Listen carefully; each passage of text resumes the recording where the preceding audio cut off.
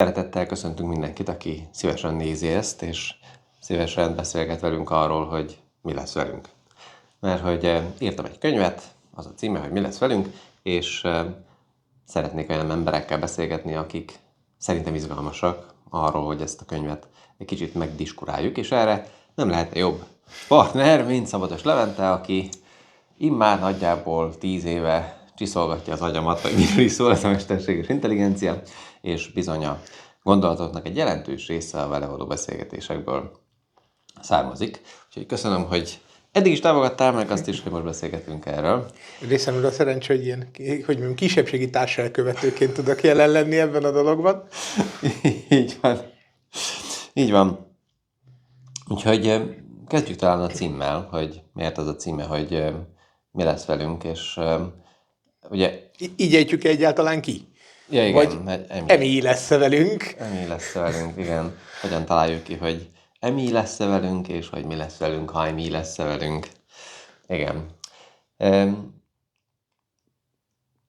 Mondtad, hogy segítesz lefordítani egy kicsit a szöveget, vagy a címet. Hogyan játszunk ezzel más nyelveken? Igen, ugye van egy ilyen szerencsés eset, hogy magyarban az MI fogalom az éppen egybeesik egy szóval, vagyis, hogy kettővel és nem kell választanunk a között, hogy magunkról beszélünk, vagy a mesterséges intelligenciáról beszélünk. Ez egy ilyen szerencsés és pozitív áthallás ezen a ponton. Angolban már egy kicsit nehezebb ezt visszaadni, épp a minap gondolkodtunk az, hogy mi a fenét is mondanánk, hogyha angolul kellene visszaadnunk ezt a címet. És valahogy ott meg az AI és az AI közötti összefüggést találtuk meg, vagyis, hogy egyelőre munkacím, ördög tudja, ez lesz-e, de hogy az AI we ready, vagyis, hogy AI, hogy vagyunk, hogy vagyunk ezzel együtt? Vagyis, hogy talán az egy jó felvetés, amikor megkérdezik, hogy milyen könyvet írt a Gergő, akkor valami olyasmit mondanám, hogy magunkról, csak ebben magunkba beleértett olyas valakiket is, akiket eddig nem értettünk bele. Például mesterséges intelligencia alapú asszisztenseket, ami egy kicsit az embereket elsőre elbizonytalanítja, hogy de hát most akkor így velünk vannak, vagy amikor azt mondjuk, hogy mi, akkor már beleértünk ilyen nem emberszerű miket is. Talán ez a bizonytalanság az, amit egy kicsit megpróbál a könyv körüljárni, meg azt érzem, hogy adni valamilyen fogódzókat abban, hogy ezt a bizonytalanságot kezeljük. Így van, valahogy lefordítani azt, hogy hány rétege van ennek, és ugye együtt is sokat tanítunk itt az egyetemen is, meg máshol is, hogy sokszor ez van, hogy amikor tanítunk, akkor is úgy egyszer csak előjön ez, hogy így jaj, de öntudatra ébred, jaj, de elveszi a munkánkat. Ugye pont most fogunk ilyen kurzust is tanítani, hogy Digital Society, mi lesz a társadalommal egészében. Hát azért nagy részt ez inspirálta ezt a könyvet, szerintem a beszélgetéseinknek egy nagy részéből ezek jöttek át. Fontos egyébként, hogy amikor tanításról van szó, akkor egy jó értelemben vett praktikum kényszer alatt állunk. Tehát nem olyan embereknek kell tanítsunk, akik megelégszenek valami filozófiai válasszal az, hogy hát tulajdonképp nem tudjuk, de nem is biztos, hogy lehet tudni, de szóval egy ilyen jellegű körülményeskedésre nagyon sok lehetőségünk nincs. Hála jó égnek olyan embereknek tanítunk, akik elég határozottak és határozott döntést szeretnének hozni nagyon véges idő alatt. Cégeket vezetnek globális szinten. Ezért van a fejükben, hogy hát oké, nem biztos, hogy mindent tudunk, hogy mi lesz velünk, de valamit csinálnunk kell. Valamit csinálnunk érdemes. Van egy ilyen praktikus leszűkítés, ami nagyon kiózanító, mert azokból a kicsit ilyen végtelenben nyúló filozófiai diskurzusokból, hogy de vajon akkor az teljesen öntudata, és az ugyanaz-e, mint a miénk. Hát egy kicsit az a szerencsénk, hogy azt mondhatjuk, hogy ami hápog, mint a kacsa, úszik, mint a kacsa, az nekünk elég kacsa. Úgyhogy beszéljük arra, hogy mit csinál egy kacsa ebben a helyzetben. Ez egy jó értelemben vett ilyen kiózanítási szándékot is, azt hiszem belevitt erősen a könyvbe. Én legalábbis mindig így olvastam. Sőt, most, hogy így mondod, tényleg ez egy nagyon erős behatás ebben, hogy ugye annyira le kellett egyszerűsítenünk mindig, hogy 2,5 nap alatt elmondjuk a szélességet, és hogy ebben nagyon sok olyan cél van, hogy lehet mindent érinteni, de semmit se olyan mélyen, hogy az aztán ledobja az égszíjat, hanem csak azokat a dolgokat elmesélni benne, amelyek már megfoghatóak, megmutatni, hogy erre még itt van tovább. Valahol ez a célja a könyvnek is. És hogy ugye, valahogy úgy építettem fel, hogy intelligens asszisztensek kora, erről majd szerintem beszélgessünk egy kicsit, mert ugye itt belemegyek randi asszisztens, munkahelyi asszisztens, politikai asszisztens, szerintem ebbe érdemes. Aztán egy kicsit körbejárom azt, hogy mi a mesterséges intelligencia, hogyan lettek nekünk generatív modelljeink, aztán egy kicsit az emberen túli intelligencia, egészen az öntudat kérdéséig. És aztán megyünk abba bele, hogy milyen bajok lehetnek, mert ugye itt azért nagyon sokaktól, sok mindentől félünk. Ez is egy cím, hogy talárosztól félünk, és sokszor ez a tapasztalatunk, hogy bizonyos dolgok be vannak ragadva emberek fejébe. Azzal foglalkozni kell, de azért nem csak az van, és talán nem remélünk eléggé, és ugye erről szól a 7. fejezet, hogy mi mindenre lehet ez még alkalmas, hogyan nyithatja ez még ki a világunkat. És ugye ezért szoktunk ezen flashelni, hogy azért úgy ez úgy igen durva sebességgel jön. Ugye erről szól az EMI kor, azaz mikor című fejezet. Próbáltam visszafogni magamat, hogy ne játsszam túl ezt a szót. Na majd hangolra fordítod, ez visszaharap. Ez visszaharap.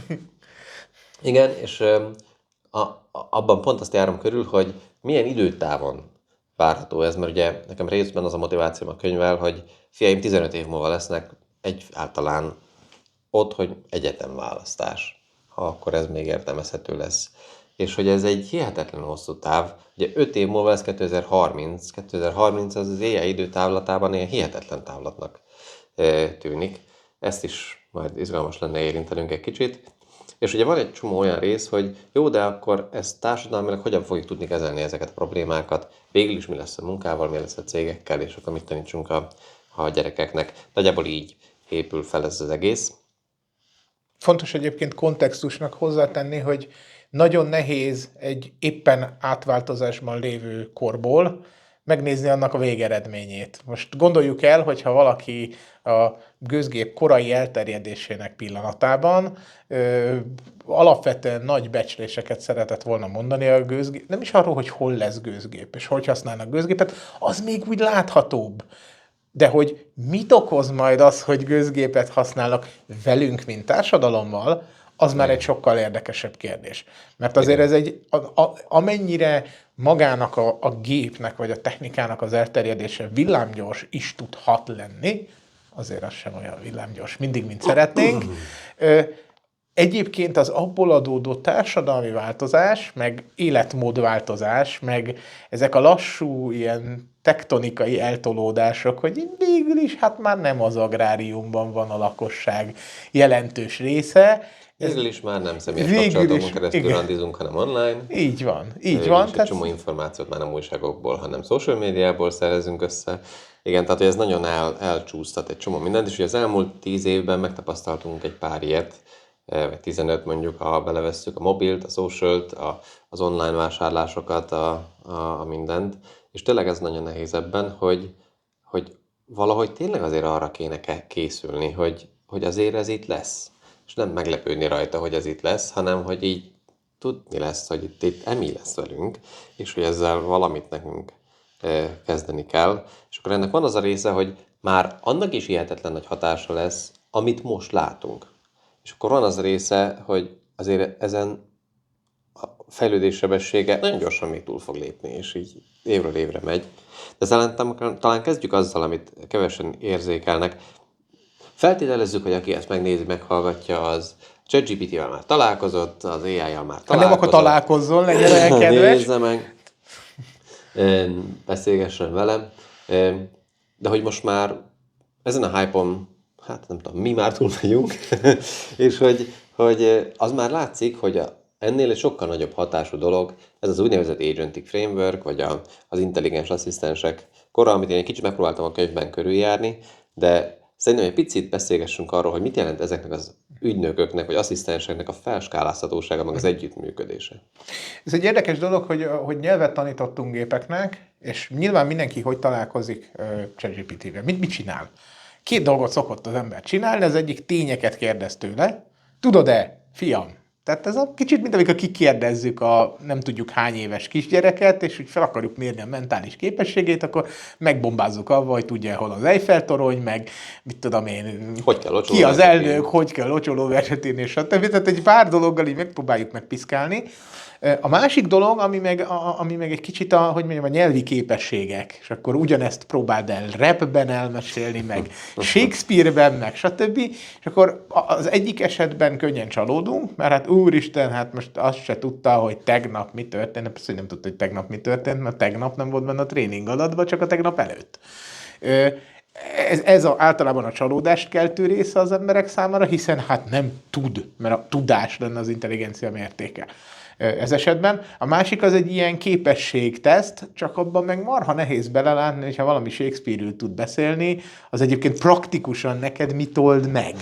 Azon túl, hogy most már csodálatos locsolóverseket tudsz tényleg húsvétot csinálni, tehát hogy szerintem ez egy húsvét forradalom, de túl azon, hogy húsvét forradalom, van-e valami praktikus haszna.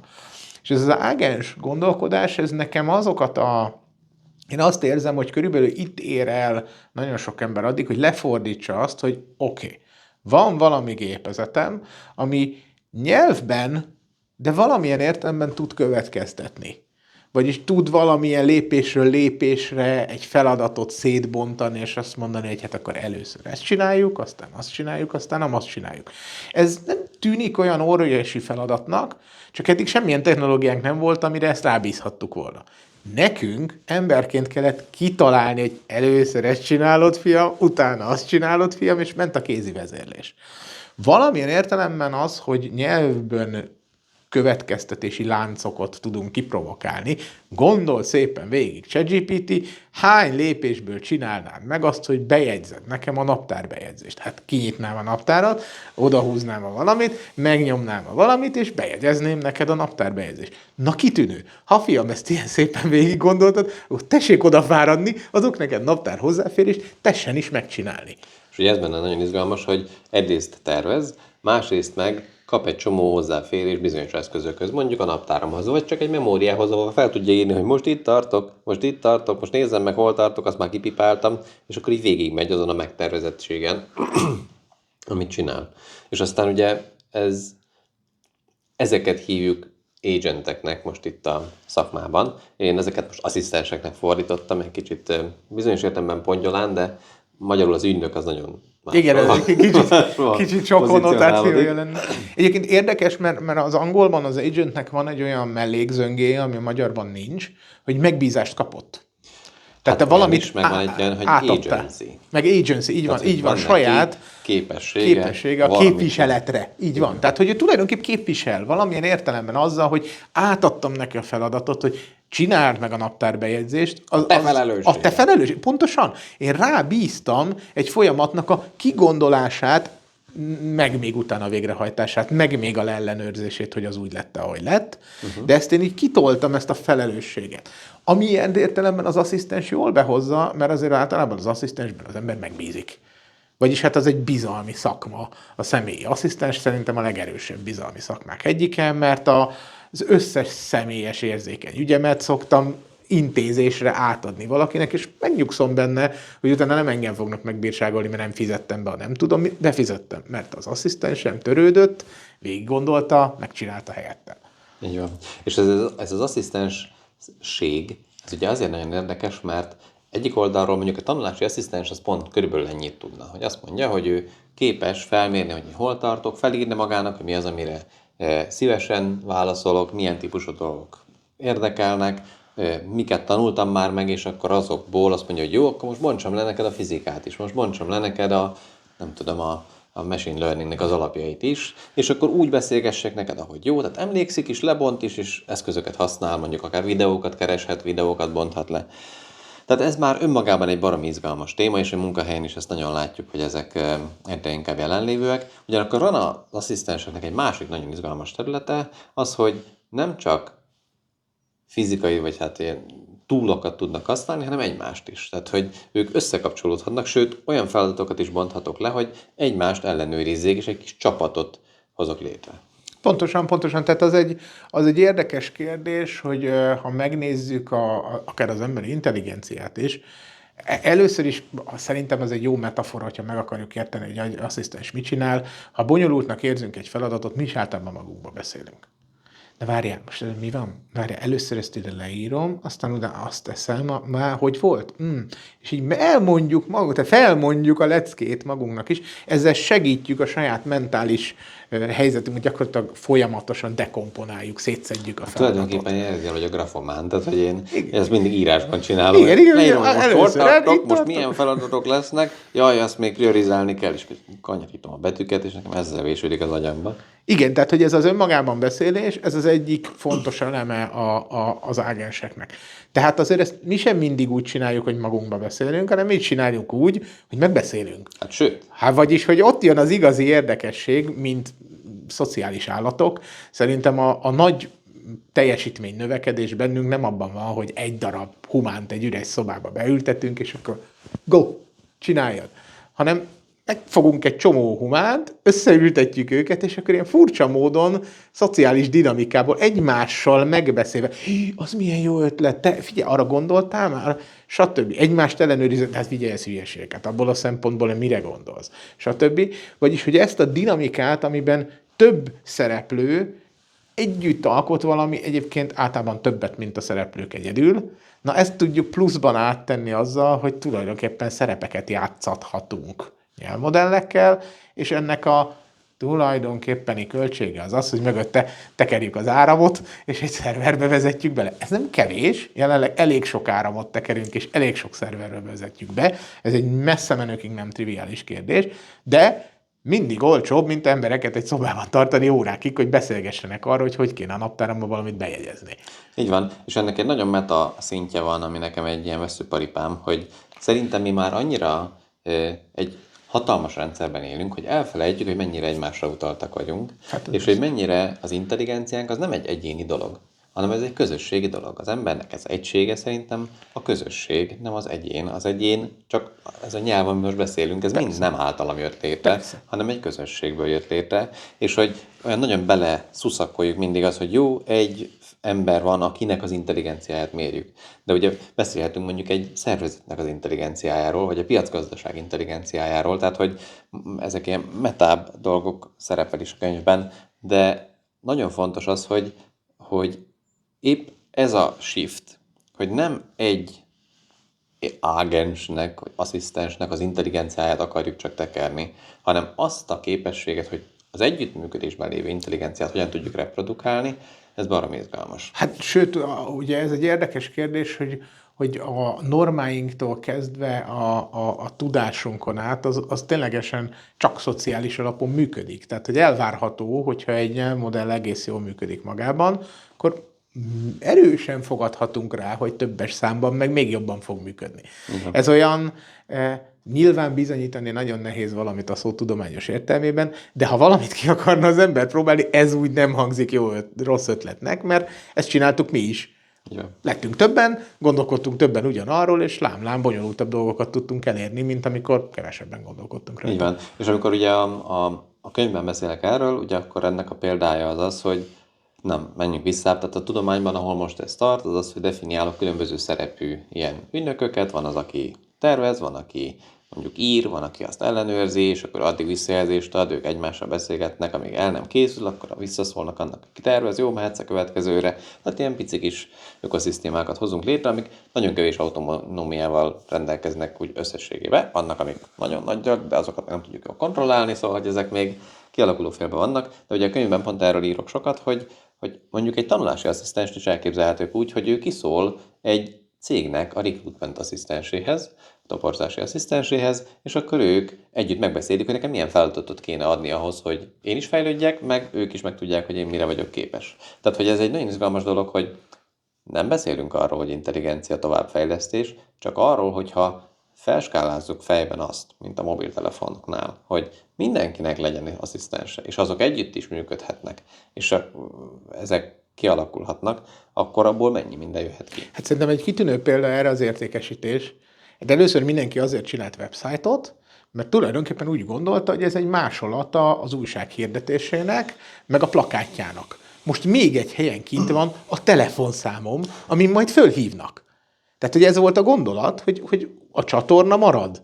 De egyébként most egy új ilyen felületre is kiplakátoltuk. Hát marhára nem így kezdett el működni az internet. Hát nem az lett az elvárásom egy idő után, hogy egyébként én oda megyek, megnézem azt a websájtot, majd fölhívom telefonon elintézni. Hát nem ez a lényeg. A lényeg az, hogy utána megváltozik az a viselkedés minta azáltal, hogy egyébként, na várj, hát hogyha kitettem oda a telefonszámot, kitehettem a termékeimet is. Ha kitettem a termékeimet, akkor valaki abban kereshet. Hú, ha abban kereshet, akkor adott esetben miért ne tudna nekem legalább egy üzenetet küldeni, hogy őt ez érdekli. És így tovább eszkalálódik addig, hogy hát eszembe sincs elmenni egy boltba. Hát miért? Tehát oda megyek, és oda megyek az Amazonra, mi az, hogy oda megyek, hát otthon ülök, de oda megyek az Amazonra, és megnyomkodván én azt gondolom, hogy egyszer csak a világegyetem nekem szállít egy adag csokit.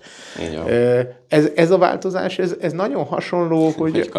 Vagy kanapét, a Kínából, furcsa helyek érintésével, de egy szomorú tapasztalat, nem szabad ilyen messziről kanapét rendelni, mert az ember 12 hétig vár rá.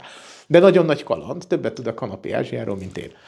No, de a lényeg, hogy szerintem ez a változás is most úgy képzeljük el, hogy megtartjuk a rendszereinket, és ebbe így beleküldünk ágenseket. Igen. Vagyis, hogy nem nyúlunk semmihez, úgy hagyjuk a világegyetet, telefonálunk továbbra is, mert az jó. És akkor abba majd mi beletuszkolunk mindenféle ágenseket. Hát ez rendben van, de hogyha eleget tuszkoltunk bele, akkor azért le fog esni a tantusz, ami már rég nem létezik, de az a bizonyos tantusz az leeshet az embernek, hogy na, várjunk, de miért abba az infrastruktúrába tolom én őket bele, amíg nekem lett kialakítva, amikor eszembe sincs nekem csinálni. Nem lenne jó úgy átalakítani, mondjuk a vásárlási élményt, hogy tessék ezt leboltolni. Jó, ott vannak a boltnak az ágenseim, meg az én igényágenseim, és akkor vitatkozzatok eleget, amíg ki nem jön, hogy melyik zokni nekem a legjobb. Így van. És ugye a zokni az érdekes, mert ezt az ember azért megcsinálja, hogyha egy autót vásárol, hogy igenis végighívja a dealershipeket, és igenis elbeszélget velük, és megnézi, és stb. Mert egy autóvásárlást ez nem úgy szokás, hogy vettem egyet, mert ez úgy jónak tűnt, szép a színe. De már egy zokninál ezt nem csinálod meg. Vagyis hát vannak dedikált emberek, néha én is, néha furcsa dolgokban, de hogy azért úgy általánosságban a vásárlási szokásainknak ez a része, ez fix, random zokni, kész. Igen. Mi van akkor, hogyha csak attól, hogy marha olcsón beszélgethetnek erről az ágenseink, már rögtön megváltozik a viselkedésünk, mert igen, és hát most, hogyha ez 3 perccel több számítási teljesítményt kell ráköltsek, hát találja ki a legjobb zoknit nekem. Megéri azt a 23 centet. Stb. Ami már megint egy újabb viselkedés, és egy újabb normarendszer, és egy újabb elvárásrendszernek az előrelépése. Ez most egy ilyen picike szeglete valaminek, és nem is azt mondom, hogy és ez már mekkora dolog. Csak gondoljuk ezt el politikában. Mi lenne, hogyha nem csak 4 évente x-elnék valamit, hanem azt mondanám, hogy de hát tessék szépen nekem elmagyarázni, hogy ez miért jó ez a törvényjavaslat, majd az én ágensem meg beleszól, hogy ez nekem hol sérti az érdekeimet. Hát, vagy ugye összeengedjük az ágenseket, és azt mondják, Így. hogy találják ki. Találják tehát, ki? hogy ezek nagyon-nagyon érdekes dolgok. És szerintem, tehát nyilván a könyv nem szándékozza azt, hogy majd ezt én átlátom, per megoldom, inkább csak kinyitni szeretném, hogy ez egy iszonyatosan mély téma, amiket érdemes átgondolni. És ugye van ennek egy ilyen csavarja, hogy tegyük fel, hogy van nekem egy tanítási asszisztensem, de én honnan tudom, hogy a fiamat oda engedhetem elé? Honnan tudom, hogy ez elég megbízható? Vagy honnan tudom, hogy egyébként nem a vásárlási asszisztensem az nem egyébként azt képviseli, aki szolgáltatja, és pénzt csinál abból, hogy nekem ezt szolgáltatja.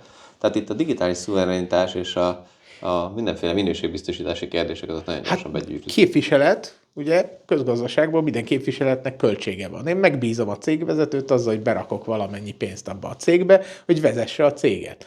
De azért én nem vagyok tökéletesen biztos, hogy ő nem a saját fizetésére hajt, hanem arra, hogy nekem jó legyen. Vagyis, hogy már rögtön van egy agency cost, egy képviseleti költség ez esetben, és nagyon erősen kell arra figyelnünk, hogy minél több mindent teszünk ki képviselet útján, vagy cselekszünk képviselet útján, helyettünk ír alá, Hát meddig és hogyan, és mi biztosítja, hogy miattunk ír alá, ami még kellemetlenebb, mert hát még tehát az sem teljesen igaz, hogy fixek az elvárásaink.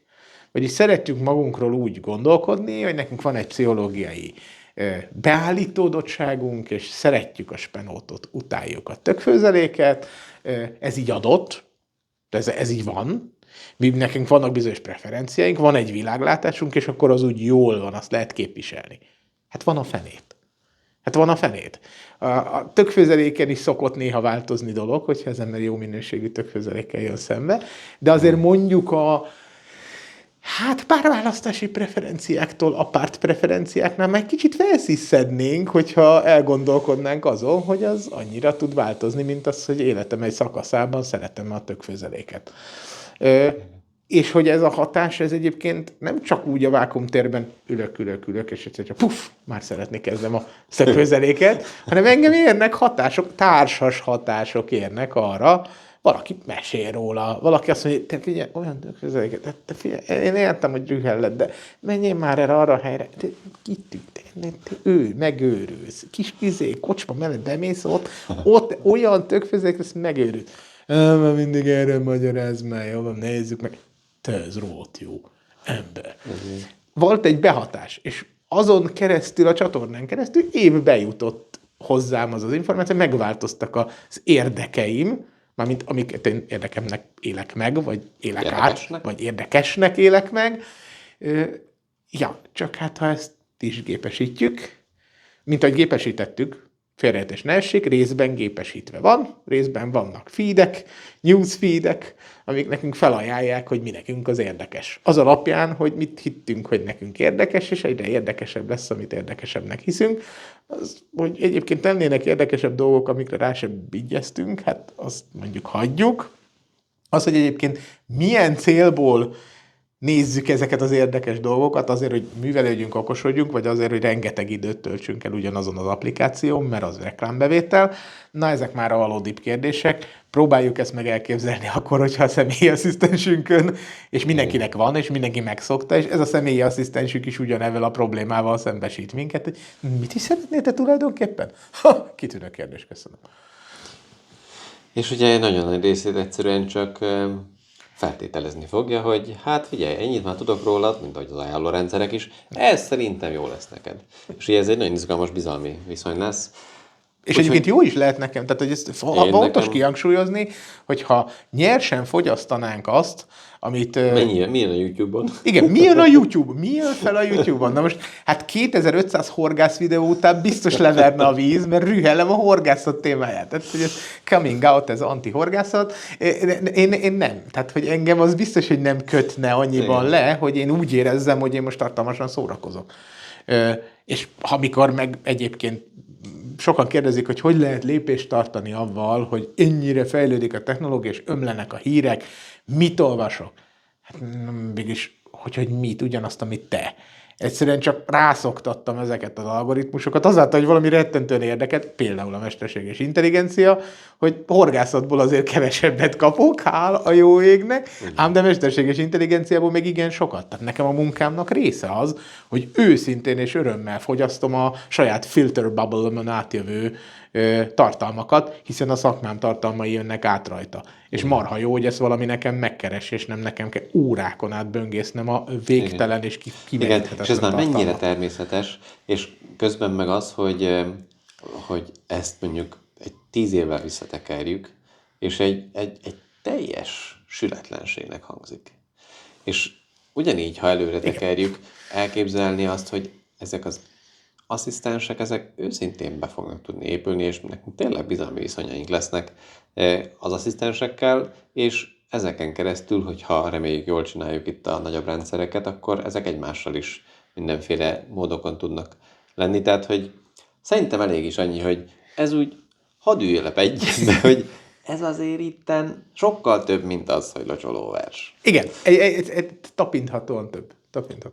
Na, de akkor lépjünk tovább a következő fejezetre itt hogy lehet ezeket meghaladni, mert azt kihagyjuk, hogy mi mindenről szól, meg lehet olvasni, meg lehet nézni sokat, hogy mi minden a halucinációtól, a kereső és a retrieval augmented generation, De szerintem nagyon sokakat az érdekel, hogy jó, na de akkor, ha minket meghalad, akkor mi lesz? És hányféleképpen lehet minket meghaladni?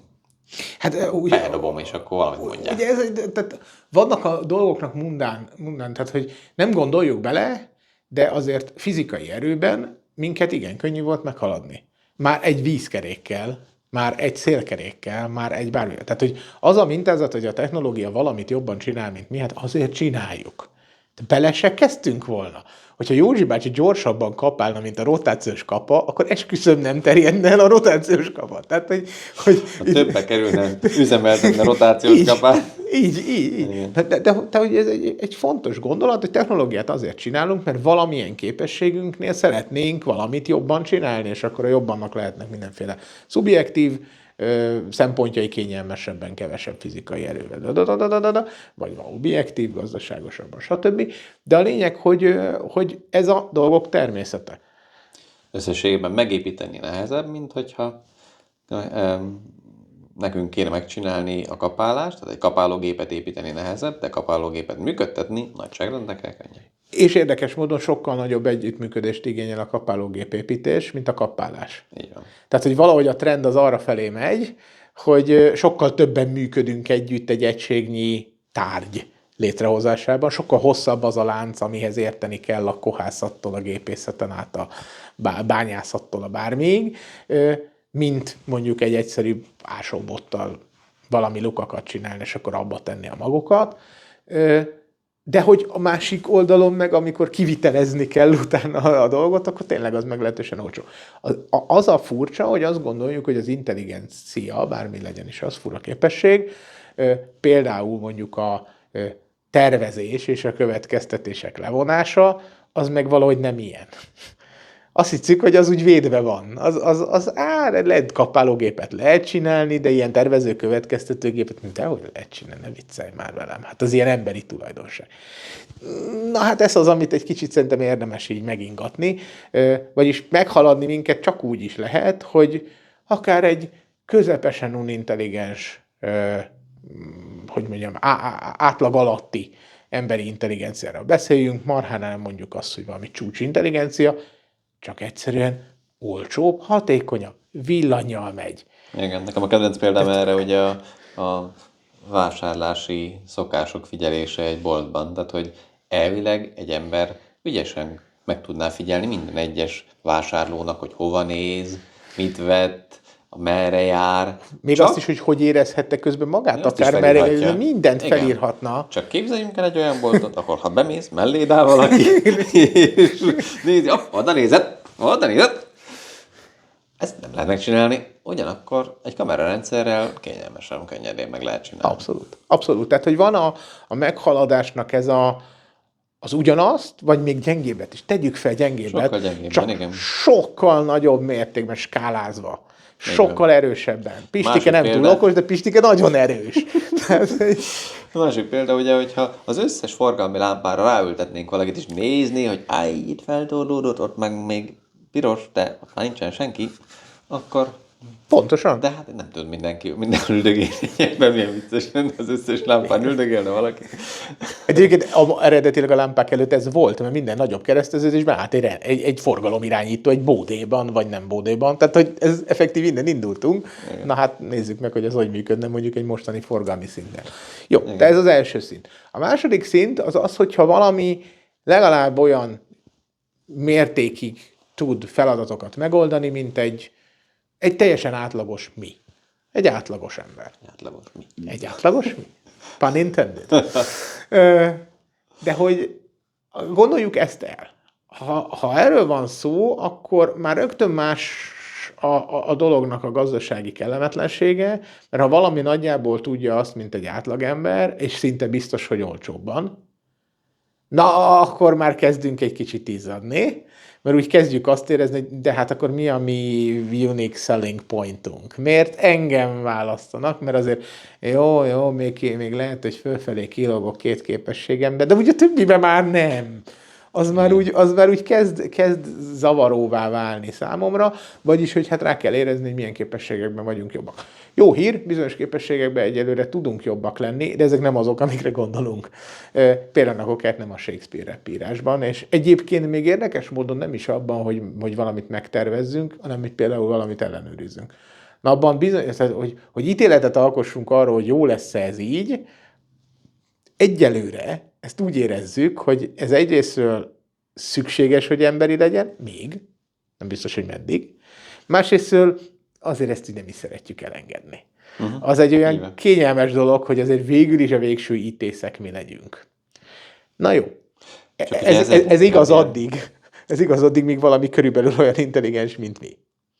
Ha valami kicsit intelligensebb, mint mi, akkor miért mi ítélünk? Tehát, hogy ez már nem teljesen logikus gondolat, hogy hát van egy nagyon megbízható, de olyan kicsit junior röntgenorvos, de ő nagyon megbízható, mert ő ember.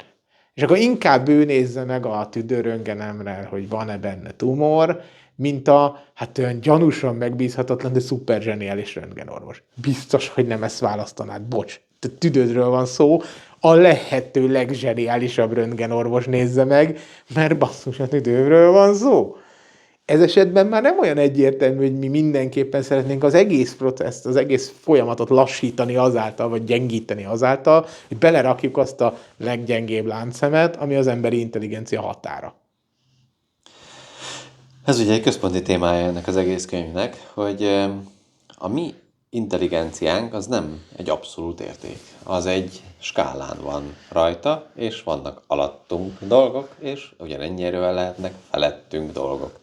És mindjárt beszélgetünk majd itt a felettünk dolgokról is, de ugye arról szól a könyv, hogy mi lesz velünk. Tehát jó az egész emi, de hogy velünk mi lesz. És hogy ebben egy barom izgalmas és nekem úgy rendszeres agytekerést okozó dolog, hogy ha azt a axiomát elfogadjuk, hogy a mi intelligenciánk viszont véges, az intelligencia nem véges, csak a mi intelligenciánk véges, akkor hogyan fogunk együtt élni egy olyan rendszerrel, aminek részterületeken vagy összességében nálunk nagyobb intelligenciája van. És ez egy olyan kényelmetlen gondolat. Abszolút kényelmetlen gondolat, és még nem is kell, hogy végtelen legyen, elég, hogyha csak valamiben egy kicsit jobb. Már ez a dilemma fennáll. Tehát tök mindegy, ha csak 10%-kal jobb, már ez a dilemma fennáll.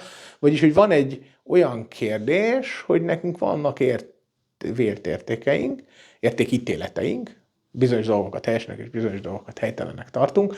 Ezek az értékítéletek, ezek átvihetők-e, kicsit úgymond kikényszeríthetők-e olyan helyzetben, amikor valami ennél intelligensebb. Mert hogy azért azt is vegyük észre, hogyha valami ennél intelligensebb, lehet, hogy egyébként az értékítélete is jobb. Vagyis, hogy egészen könnyedén lehetséges, hogy jobban látja a helyzetet, mint mi. Vagyis, hogy az a döntése, az nekünk, ami maximális, hogy mondjam, belátási képességünkön épp csak egy kicsivel túlesik, épp csak nem intuitív, épp csak nem tudjuk elfogadni, mégis valamilyen értelemben az a helyes, a mi érdekünkben. Na ez már egy fura ellentét. Így van. Egy fura ellentét, és egyébként szerintem, akik például orvoslás terén ez följön. Ha azt mondja a beteg, hogy már pedig ő nem, na akkor most meggyógyítjuk-e annak ellenére, hogy tudjuk, hogy belehal, hogyha azt csinálja, amit eddig csinált, de hogy egyébként igazság szerint nekünk interveniálnunk kellene, merre meghal. De hogy szerintem meg nem. És akkor mi ez a határ? Tekintsük úgy, hogy akkor megállunk, és tiszteljük annyira az individuumot, hogy egyébként akkor nem nyúlunk hozzá. Gyakran ezt szoktuk nyugati társadalmakban mondani, vagy kevésbé nyugati társadalmakban meg nem ezt szoktuk mondani, ott valószínűleg az individuum idevágó jogait ezt egy válveregetéssel elintéznek. Hát kellemetlen életet van, de most akkor is az lett csinálva, amit csinálni kell. Valamilyen paradigmában. Nekem egyébként az egyik ilyen lappangó, visszavisszatérő mondásom az az, hogy eddig valamilyen szintig megszoktuk, hogy avval a sebességgel, ahogy a dolgok mozognak, meg amennyi döntést kell hozzunk, ahhoz úgy alkalmazkodtunk. Berendeztük a politikai rendszerünket, a személyes döntési rendszerünket, ahhoz úgy éppen elkarcolgatunk a szélén, el lehet mondani, hogy már az se nagyon, mert azért már nem sikerül olyan gyorsan reagálni egy országnak, egy vállalatnak, egy bármilyen szervezetnek, mint ahogy szeretnénk, hogy reagáljon. Tehát már ez se annyira jó. De mi van akkor, hogyha egyszerűen arra az a nyomás rájön, hogy akkor most tényleg nagy kérdésekről, de nagyon sürgősen tessék konszenzusra jutni, mert holnapra meg kéne mondani, hogy mi a helyes. Ebben szerintem egy erős lemaradás van, vagyis, hogy nekem egy ilyen állandó üzenet az, hogy fel kell használjuk ezeket a technológiákat arra, hogy döntéseket hozzunk ezekről a technológiákról. Magát az eszközt kell felhasználjuk arra, hogy az eszközről döntsünk. Ha ezt nem csináljuk, akkor nem leszünk, nem érünk oda. Igen. Azt érdemes ebben szétválasztani, ugye, hogy amikor most beszélgetünk, itt két dolog összecsúszik, és ez mindig összecsúszik. Az egyik az, hogy megértsük ennek a természetét. A másik pedig az, hogy hogyan akarjuk használni ezt, mi normatíve, ha ez a természete. És ugye ez összecsúszik, hogy kell használni a technológiát arra, hogy mi magunkat jobbá tegyük. Hát nem kell. Mondhatjuk azt is, hogy nem, akkor én megmaradok abban, hogy az emberi határ lesz a korlát, arra folytjuk le a mesterséges intelligenciát is, olyan döntéseket hozunk, amit valaki legalább az okosaink közül át tud látni, akiket megválasztottunk, per kitanítottunk, per felturboztunk mindenféle módokon, de végül is legyen ember benne. Hiába ő már játszálna a világegyetem végére is, hogy miket lehetne még kitalálni, milyen új koordinációkat, milyen új társadalmi berendezkedéseket, adózási rendszert, stb., ha egy ember nem tudja felfogni, akiben mi bízunk, viszlát. Tehát ugye ezek fontos dolgok. Bocsánat, de ezt egy emberi közösség mondja így. És ha a mellette lévő emberi közösség úgy gondolja, hogy ez baromi rossz ötlet, mert versenyképtelen, akkor van egy kis gond, mert neki lesz valami, ami versenyképesebb, pont azért, mert feladta ezt a határt. Tehát, hogy ebben, és ez szerintem geopolitikailag iszonyúan releváns, most tulajdonképpen ezt csináljuk, hű, te figyelj, hát azoknak lesz. Nekünk is kell, mert hogyha nekik lesz először, akkor ők fogják a saját értékeiket érvényesíteni vele, mert nekik lett először, akkor viszont nekünk kell először lennie, vagyis, hogy szinte önbeteljesítő módon, használnunk is kell, szinte önbeteljesítő módon belehergeljük magunkat abba, hogy innentől kezdve szinte nem látok esélyt arra, hogy ne történjen meg az, hogy amit ki tudunk hozni ebből a technológiából, azt ki fogjuk hozni. Mert valaki más kihozza, ha mi nem. Így van. Ez egy nehéz téma. Ez a geopolitikai aspektusa ennek az egésznek, mert hogy ugye polarizálódik most a világ, és mellette megjön az AI, és egyre inkább egy központi elemévé válik, hogyha valaki követi mondjuk azt, hogy a kínaiak mit tettek bele már a mesterséges intelligenciába. Azért 6-ban volt ugye az AlphaGo. Ugye az nekik egy nemzeti játék, több ezer éves, és egy ilyen nagyon szemfelnyitó volt, hogy odajött valaki, azt levert minket. A gépe. Na, akkor ezt a gépet meg kell csinálni. Rendesen, ez itt leverős lesz, mert jártunk már így, nem volt jó. Igen. Múltkor is ez volt, nem szerettük. De a gőzgéppel ugye ők abszolút így jártak, tulajdonképpen kolonizálták a nyugatiak Ázsiát azáltal, hogy technológiailag előre haladtak, most azt mondták, hogy és pimasz módon egyébként technológia alkalmazásilag, mert nagyon sok technológiának puskaporttól kezdve, stb. Kínai alapjai abszolút megvoltak, tehát szó se róla, hogy ők nem jöttek rá dolgokra, de az technológia alkalmazás az abszolút nem volt. Mi csinálunk mindent úgy, hogy eddig csináltunk. Aztán jöttek ezek a furcsa figurák, akik nem úgy csinálták, mint ahogy eddig csináltuk, és nagyon durván levertek minket. Ezen meg is kellett sértődni, tehát most éppen fordítva próbáljuk ezt elkövetni, vagy próbálják ezt elkövetni, tehát hogy azért ez egy érdekes dinamika, hogy attól még, hogy van egy technológiád, az önmagában még nem oldotta meg a helyzetet, azt a technológiát valahogy belevitted a gyakorlatodba, és már az szerint működsz és élsz, na akkor kezdenek el furcsa dolgok történni. Így van.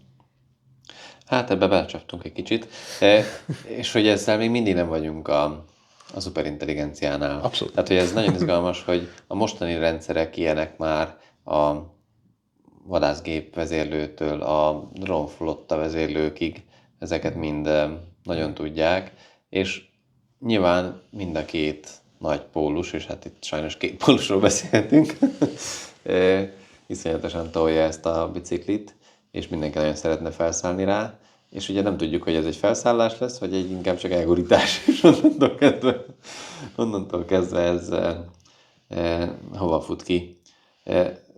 Én azért alapvetően optimista vagyok abban, hogy ebből kijöhetünk jól, és ez egy nagyon izgalmas dolog, hogy én azt hiszem azért írtam ezt a könyvet részben, mert sokat kell erről beszélgetni. Sokat kell azt kialakítani, hogy végül is milyen kérdések azok, amik igazán fontosak. Hát igen, mire kell figyelni egyáltalán, vagyis hát szerintem a könyvnek egy jó felütése az, hogy valamire nagyon figyelünk, mert mindenki retteg A-tól és B-től, de lehet, hogy nem jó irányba nézünk. Tehát hogy nem arra felé néznénk, hanem foglalkoznánk néhány másik fundamentális kérdésre.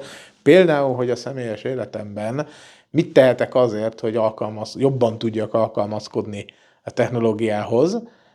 Az például egy olyan kérdés, amire annyira azért nem figyelünk. Oldja meg valaki, majd kitalálja valaki, okosan, ügyesen. És vannak azok is, amiket Vannak, másnak kell kitalálni. nyilván hát nem azt mondtam, hogy mindenki innentől kezdve AI etikai expertként haladjon be az Európai Parlamentbe, és üsse az asztalt, hogy már pedig az ő törvényjavaslata kerüljön oda. De valakiknek kell ütni az asztalt ott is, tehát hogy nem lehet nem ütni az asztalt, ez fontos. Igen. De ennél egyébként mikrob, ám de fontosabb feladatnak gondolom azt, hogy mindegy, mit csinálunk, de valamilyen értelemben, mint egyén, próbáljunk meg ezzel fogást találni. Megragadni valahogy, tapasztalatot szerezni, és ez szerint nyilván akár döntéseket hozni arra, hogy az ember mit dolgozik, mivel dolgozik, merre viszi a karrierjét, mire tanítja a gyerekét, stb. Stb. Így van. Így van. Kicsit még benne ragadtam itt az előzőben, és ez nagyon fontos szerintem kiemelni, hogy ennek van egy nagyon erős kockázata, ami itt történik, és ebből is talán látszik, hogy a könyv ezért nem hurrá optimista ez ügyben, csak a kockázat az nem elsősorban a mesterséges intelligenciából jön, hanem elsősorban, vagy itt a kissé beszomorodott arckifejezéseink azok nem abból jönnek, hogy a mesterséges intelligenciával mi van, hanem hogy a mesterséges intelligencia egy olyan erőegyensúly borító dolog, amelyet mindenki szeretne megragadni egy nagyon feszült globális geopolitikai helyzetben. És hogy ezt egyébként lehet nagyon máshogy is használni, és lehet nagyon sok jóra is használni. Hogyne. Hát szerintem azért pont azok a problémák, amikbe meg belefutottunk, és nem nagyon találjuk jól a megoldást. Tehát hogyan jutunk konszenzusra azon, hogy mindenki gondolja azt, hogy nem kéne ennyi széndioxidot kibocsátani, mert ez így nem lesz nagyon jó. De ez egy olyan koordinációs probléma, amiben pont az ellenérdekeltségeink, meg az eddigi felépített infrastruktúránk, rendszereink, társadalmi berendezkedésünk miatt, hiszen nem tudunk olyan gyorsan fordulni, amilyen szinten akarnánk fordulni. Tehát még az sincs, hogy ne akarnánk fordulni.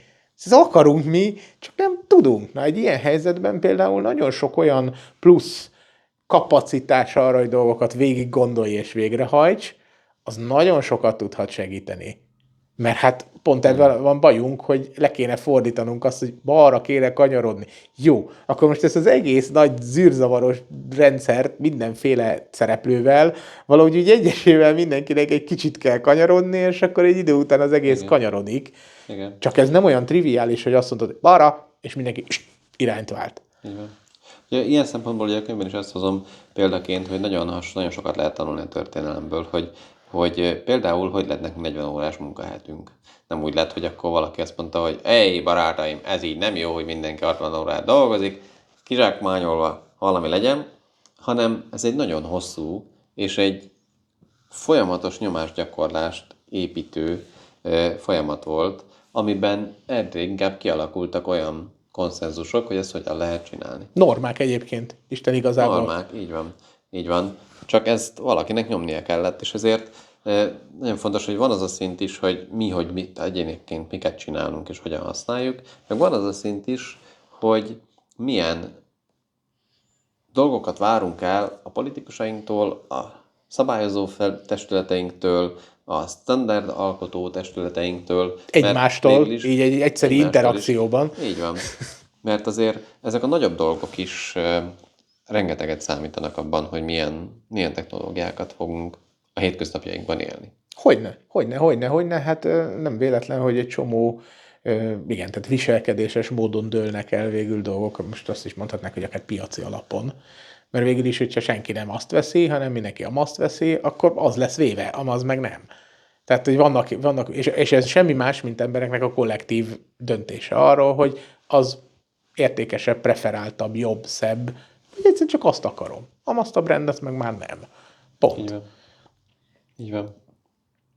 De lassan le kell kerekítenünk. Mi az utolsó téma, amit még így előveszünk itt a könyv kapcsán? Hát ugye van itt egy, mondjuk így elefántszerűség a szobában, hogy eddig azért nagyon arra korlátoztuk magunkat, hogy valami olyasmi, olyan jól felmérhető intelligenciákkal játszódjunk. 10%-kal jobb röntgenorvos. Na, oké. De hogy azért úgy megkarcolni azt a felületet nem ilyen karcoltuk meg, hogy mi van akkor, ha valami tulajdonképpen szinte mindegyik skáláján, tulajdonképpen mindenben lényegesen jobb. Ugye ez ugye azért kellemetlen egy picit, mert ha egy ilyen valamit létre tudtunk hozni emberként, akkor legalább egy példa van arra, hogy egy intelligencia magánál 0,001%-kal, de jobbat tud csinálni.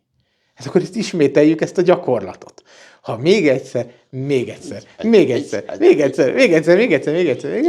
elkezdjük magára tekerni, tehát ez a kamatos kamat effektus robban, miért ne használná egy jobb mesterséges intelligencia rendszert arra az ember, hogy jobb mesterséges intelligencia rendszert csináljon? Igen.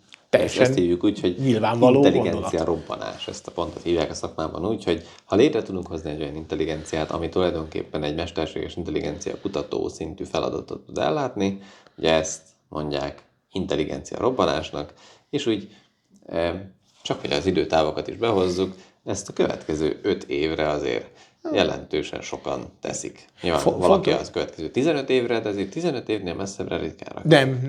Nem szokták. Fontos azon elgondolkodnunk, hogy most mindig intelligenciáról beszéltünk, és ebben a közbeszéd beleérti a valamiféle öntudatot, valamiféle énélményt, valamiféle éberséget, mindenféle ilyen egyéb fogalmakat.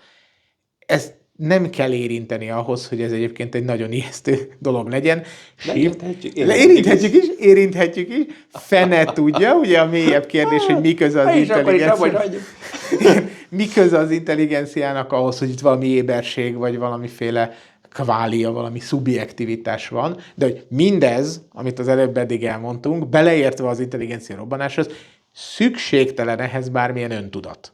Ez öntudat nélkül is köszönjük szépen, csak dologcsinálás. Mert ha így nézzük, akkor az intelligencia az a probléma megoldás képessége.